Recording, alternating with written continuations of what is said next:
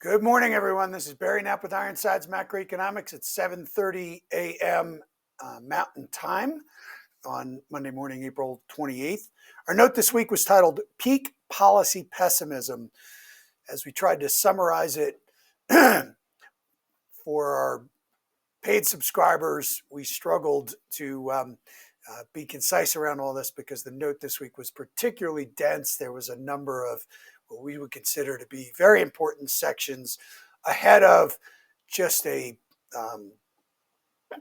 plethora of important macro events this week. It's employment week. We're going to get our first look at Q1 GDP. We get the quarterly refunding announcement. We are in the Fed quiet period, but there were some important developments around Fed policy last week, including the balance sheet. So there is a lot in this note and lots of reasons to consider becoming a full paid subscriber. So we began with a discussion about a little bit of and we had a couple of broader theoretical political economy discussions based upon the works of Hayek early in the note. We'd had a discussion on CNBC last week with Adam Posen from the Peterson Institute, who they're real advocates for free trade, and had a little bit of a debate there. And he insisted that China's been planning for this for 10 years, so they had the upper hand. Of course, that triggered our Austrian views about the inability of central planners to be able to manage complex economic systems. That's what Hayek called the fatal conceit in one of his last books. And we actually used that as an opportunity to criticize the Trump administration for getting carried away on what they could actually accomplish with respect to global goods trade in a short period of time. We then went on to another discussion about, some of the internal checks and balances that are going on. The market obviously had a big sell-off on Monday. Everyone assumed that that was all about Fed independence. When President Trump backed away, everyone said, oh, see, Fed independence is intact and the markets are fine. That wasn't the full story by any stretch in our view. And we do think that the Fed has had what Kevin Warsh, and we wrote this before, we saw his op-ed that's in the Journal today, they've had some serious mission creep. We've been wildly critical about their use of the balance sheet and the impact on the capital allocation process. But there's lots of other, checks and imbalances that are taking place within our government. Trade is a good example.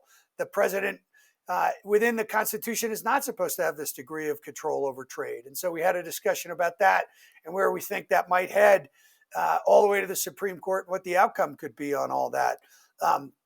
We then went on to start talking about reconciliation. Congress is back from recess this week. It's crucial that they cut spending. There is no spending cut requirements within the budget resolution. So we're going to have to see whether that'll actually happen. We just do not like the idea of trying to tax your way to prosperity. As Churchill said, that's like standing in a bucket of water and pulling up on the sides. So then we went on to discuss the balance sheet. There was a very important speech from Cleveland Fed President Beth Hammack last week. And as an aside, her husband is a former colleague of ours at Lehman. We obviously never worked at Goldman, but it's a really important speech, and there's details in there, and you can go read that speech. As I said, this is employment week. It may be too early to see the full effect of Liberation Day on the labor market, so it could be next month's story. But we're going to get out a preview note on that on Wednesday. We also get GDP. Investment might look okay this quarter, but is likely to be very weak in the second quarter.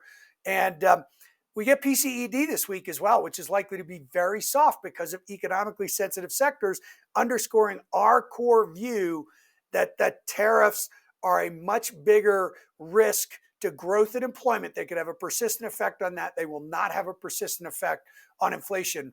Waller agrees with that.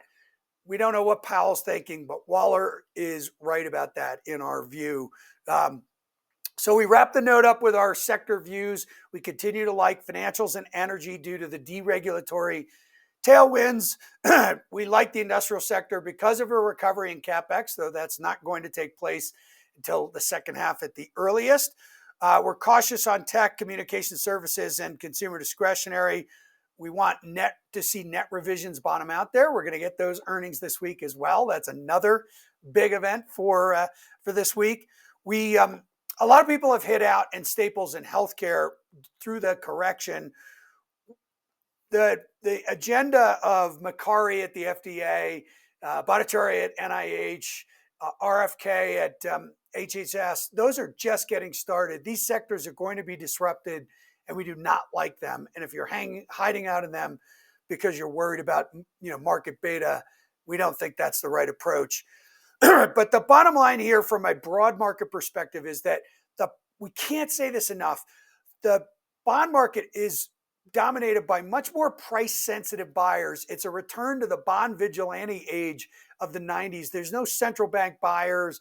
There's no reserve manager buyers that misprice the market. And so that bond vigilante dynamic is really going to support the markets because it's going to force policymakers to not get carried away with trying to, Hayek's knowledge problem and trying to disrupt the whole system. And we really think that the rally last week had a lot to do with the auctions in the belly of the curve. We had a very bad 2-year note auction, and then all of a sudden the administration started to sound a lot more cautious about the outlook. That's Bessent speaking because he understands all this. So that's it for me this week. Barry Knapp from Ironsides. Have a good week, everyone. Thank you.